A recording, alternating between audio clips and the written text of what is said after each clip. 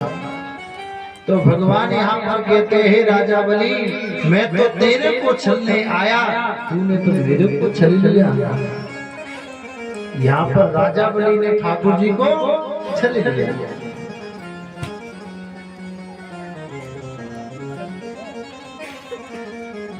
अब इधर ठाकुर जी ने राजा बलि पर कृपा की और राजा बलि की धर्मपत्नी कहने लगी, हे प्रभु आप ही तो देते हो और आप ही ले लेते हो। अब प्रभु हमें आशीर्वाद दो कि आपके चरणों में हमारी प्रीति बनी रहे। तो ठाकुर जी ने आशीर्वाद दिया। सुतल लोक के राजा बलि रहे और आज भी सुतल लोक के राजा बलि रहे। और आगे चलकर जो इंद्र बनेंगे वो राजा बलि ही बनेंगे। इंद्र लोक के जो राजा बनेंगे ना आगे, वो राजा बलि ही बनेंगे। और कहा, हे प्रभु एक आशीर्वाद और दे दो, जब जब मैं अपने महल के बाहर जाऊं आपके दर्शन पाऊंगा।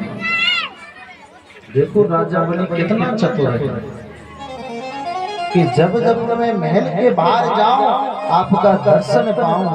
तो भगवान ने कहा, बाहर राजा बलि, इसका मतलब तो ये है कि मुझे द्वार पे खड़ा रहना पड़ेगा।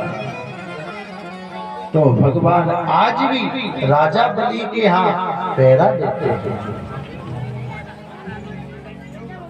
4 महीने तो भगवान नारायण देते हैं, 4 महीने ब्रह्मा जी और 4 महीने तीनों देवता रहते, ब्रह्मा विष्णु महेश।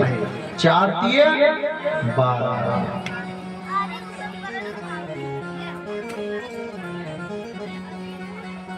तो इस प्रकार से जैसे ही नारद जी क्षीर सागर में पहुंचे और क्षीर सागर में पहुंचकर माता लक्ष्मी से कहने लगे, हे माँ पता है लक्ष्मीपति नारायण कहाँ है? कि मुझे तो पता नहीं कहाँ है।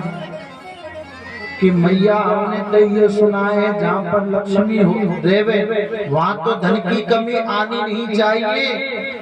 मैंने तो ऐसे सुना है कि भगवान नारायण के कारखाने में धन की कमी आ गई है, इसलिए पहरेदार की नौकरी कर रहे हैं राजा बलि के। माँ लक्ष्मी दौड़ी दौड़ी गई सुतल और जाकर वास्तव में देखा तो भगवान पहरा दे रहे। अब माँ लक्ष्मी ने सोचा कि अब कैसे जाऊं मैं राजा बलि से अपने पति को मांगने। तो शुभ अवसर आया रक्षाबंधन का।